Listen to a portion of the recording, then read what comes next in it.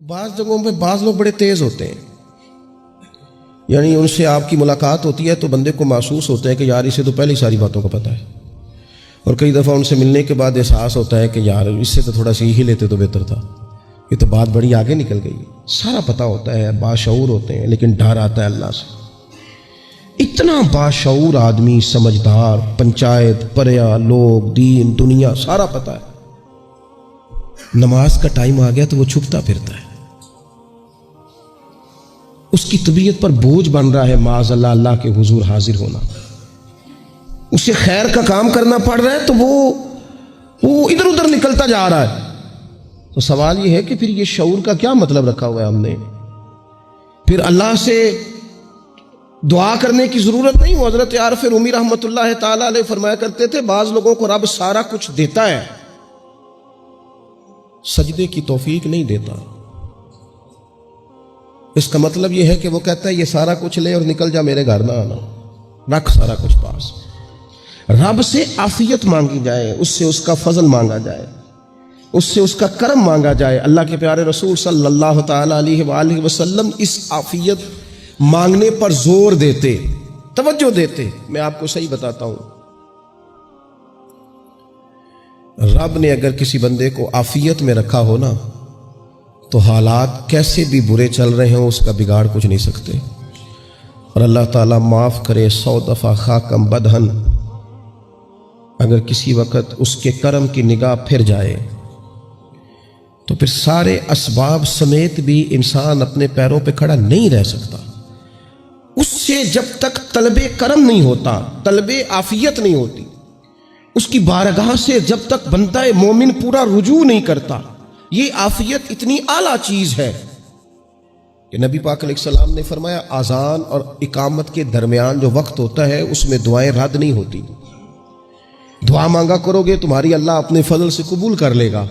عرض کی یا رسول اللہ کیا مانگے؟ تو فرمایا عافیت مانگو رب سے۔ حضرت انس بن مالک حدیث کے راوی ہیں رضی اللہ تعالیٰ عنہ، یہاں بھی فرمایا یہ عین قبولیت کا ٹائم ہے، اب اللہ سے عافیت مانگ لو، اس کی پناہ۔ ہم دعاؤں میں بھی محدود ہو جاتے ہیں۔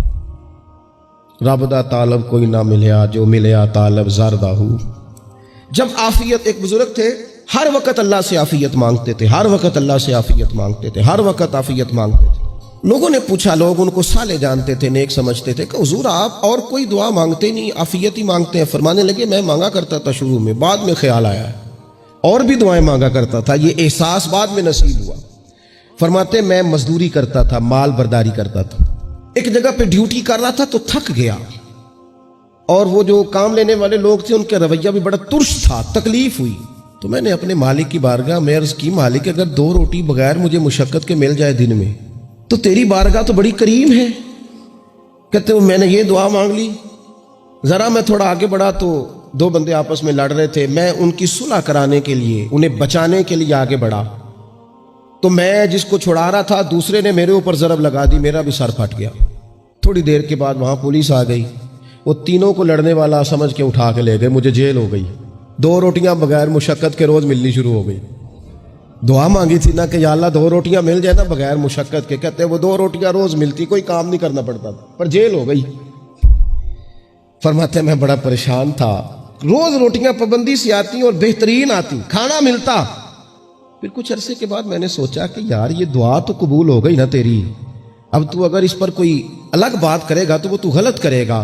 کہتا پھر خود ہی میرے دل میں اللہ نے بات ڈالی، اور میں نے عرض کی مالک 2 روٹیاں نہیں، مجھے تو عافیت چاہیے، مجھے تو عافیت دے، میرے اوپر تو کرم فرما، تو نظر رحمت کر، جے ایک قطرہ بخشے مینوں، جے ایک قطرہ بخشے مینوں تے کم بن جاندا ہی میرا، مہربانی کر عافیت عطا کر۔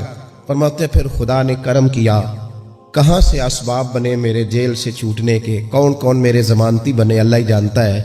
فرماتے ہیں دروازے بھی کھل گئے، رزق بھی ملتا ہے، صحت بھی میسر ہے، سجدہ بھی کر لیتا ہوں، سویرے تلاوت بھی کرتا ہوں، شام کو مدینے والے کی بارگاہ میں راج کے درود و سلام بھی عرض کرتا ہوں، میں ممکن ہوتا ہے تو کسی غریب کی داد رسی بھی کرتا ہوں۔ اب سمجھ آئی ہے، ربنا آتنا فی الدنیا حسنۃ وفی الآخرۃ حسنۃ وقنا عذاب النار۔ اب سمجھ آئی ہے رب سے جب بھی مانگنا ہے عافیت ہی مانگنی ہے۔ اس سے کرم مانگ. ہم نے محدود دعائیں رکھی ہوئی ہیں, محدود.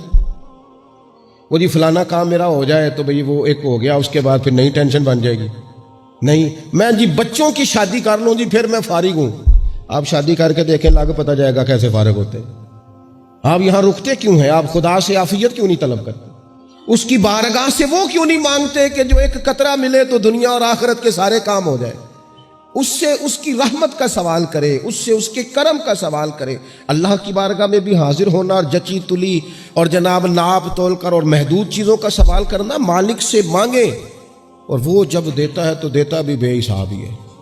وہ جب عطا کرتا ہے تو کرم کے دروازے کھول کے عطا کرتا ہے, ورنہ تو ایک الجھن سے انسان نکلتا ہے دوسری میں الجھ جاتا ہے. ایک گتھی کو سلجھاتا ہے, پھر اقبال رو پڑے تھے, کہنے لگے میں عقل کی گتھیاں سلجھا چکا ہوں, یا رب مجھے صاحب جنوں کر دے.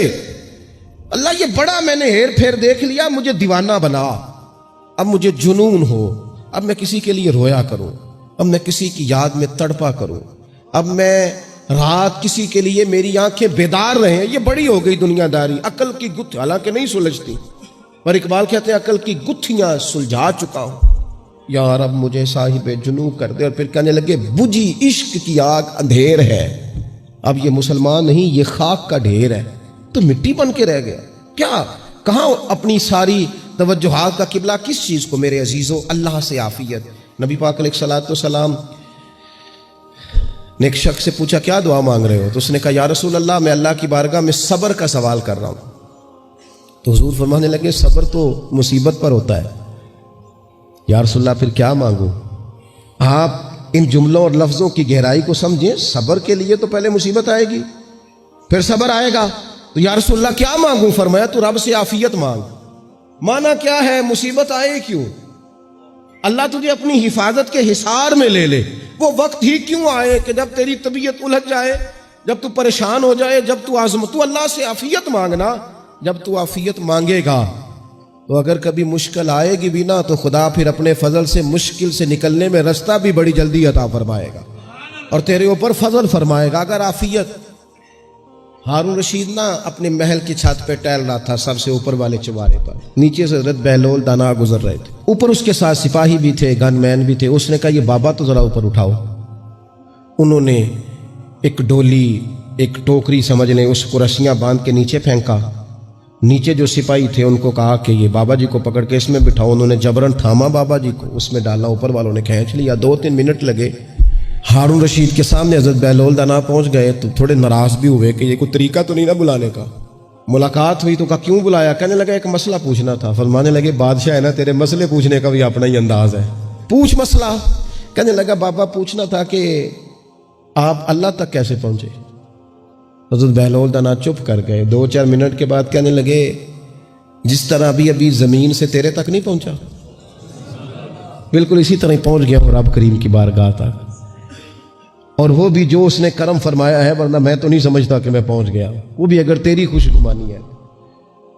ہارون رشید کہنے لگا مجھے سمجھ نہیں آئی. فرمانے لگے تو بادشاہ جو ہے اتنی جلدی کیسے سمجھ میں آئے گی تجھے بات؟ فرمانے لگے اگر میں تجھ سے ملنا چاہتا نا تو میں ایک درخواست لکھتا, پھر کسی وزیر سے سفارشی سائن کراتا, پھر وہ جمع کراتا, پھر مجھے ٹائم ملتا کہ فلاں دن فلاں تاریخ فلاں ٹائم آ جانا, پھر آ کے میں لائن میں لگتا. پھر بھی تو بادشاہ ہے, تیرا موڈ بنتا ملنے کا کہ نہ بنتا. جب میں چاہتا تو پتہ نہیں کتنا ٹائم لگ جاتا, جب تو نے چاہا ہے نا تو 1 منٹ بھی نہیں لگا. فرمانے لگے میں نے دعویٰ ہی نہیں کیا کہ میں جد و جہد کر کے پہنچوں گا, میں نے تو رب کی بارگاہ میں عاجزی کی ہے, پھر رب نے ہی کرم فرمایا ہے, اسی نے مہربانی کی ہے. مانا کہ محبت کے سفر میں ہر گام پہ 100 مشکل ہے, لیکن یہ سفر آسان بھی ہے. اگر ساتھ تمہارا ہو جائے, اس کے کرم کا ساتھ رہا ہے, اس سے عافیت مانگی ہے, اپنے آپ کو اس کے سپرد کیا ہے تو اس نے کرم کر دیا. جب تک یہ مزاج نہیں ہم بناتے کہ مالک سے عافیت کا سوال کریں, اپنے آپ کو اپنے رب کے حوالے کر دیں, اس کی رحمتوں کے سپرد کر دیں, اتنی دیر تک زندگی میں ٹھہراؤ نہیں آتا, قرار نہیں آتا. مشکات میں موجود ہے, اللہ کے پیارے رسول صلی اللہ تعالی علیہ وسلم تیمارداری کے لیے گئے تو صحابہ کرام فرماتے ہیں وہ بندہ نا اتنا پتلا نحیف اور لاغر ہو گیا تھا جس طرح چڑیا کا بچہ ہوتا ہے, کمزوری ضعف طاری تھا. تو محبوب کریم نے اسے دیکھا تو بڑے کریمانہ انداز میں کریم فرمانے لگے تو کوئی دعا نہیں مانگتا، تو عافیت نہیں مانگتا اللہ سے؟ عرض کی یا رسول اللہ صلی اللہ تعالیٰ علیہ وسلم، میں نے اپنے رب کی بارگاہ میں عرض کی ہے مالک قیامت کا عذاب بڑا سخت ہے، میں نہیں برداشت کر سکتا، تو نے اگر مجھے کوئی سزا دینی ہے تو یہیں دے لے، قیامت کو نہ دینا۔ تو کہتے محبوب فرمانے لگے سبحان اللہ، او خدا کے بندے تو رب کی سزا دنیا میں بھی نہیں سہ سکتا، اللہ سے یہ بھی سوال نہ کر، تو رب سے کہہ ربنا آتنا فی الدنیا حسنۃ وفی الآخرۃ حسنۃ وقنا عذاب النار، تو رب سے دنیا میں بھی حسنہ مانگ، بھلائی مانگ، تو آخرت کے لیے بھی بھلائی مانگ، تو اس سے عافیت کا سوال کر، تو نے یہ سوال کیوں کیا؟ عرض کی یا رسول اللہ کرم ہو گیا ہے، مجھے سمجھ آ گئی، اب میں اسی طرح ہی کروں گا۔ عزیز دوستو، ہم کہاں سہ سکتے ہیں؟ ہم دنیا میں رب کی سزا ہم نہیں سہ سکتے، ہم کمزور ہیں، تو گرمی نہیں سہ سکتے، شدید سردی نہیں سہ سکتے، شدت کی بھوک لوگ نہیں سہ سکتے، کوئی آزمائش نہیں سہ سکتے۔ وہ جو لوگ بعض اوقات کہہ دیتے ہیں نا جی فلاں چیز ہمارے اعمال کا نتیجہ ہے، تو میں کیا کرتا ہوں، نہ کو یار ہم تو یہ بھی نہیں سہ سکتے، ہم کہاں برداشت کر سکتے ہیں، ہمیں تو وہ معاف ہی فرمائے، ہم حساب والے ہے ہی نہیں، ہم تو صرف معافی والے ہیں۔ ہم سے نہ حساب پوچھے، اس نے حساب پوچھا تو پھر تو بڑی مشکل ہو جائے گی، اگر اس نے حساب پوچھا تو بڑی رسوائی ہو جائے گی، اگر حساب پوچھا تو مشکلات سامنے دکھائی دینے لگ جائیں گی۔ ہم سے تو وہ درگزر والا معاملہ کرے، ہم سے تو وہ کہے جا میں نے محبوب کے صدقے تجھے معاف کیا، جا تیرے لیے رحمت اور بخشش والا فیصلہ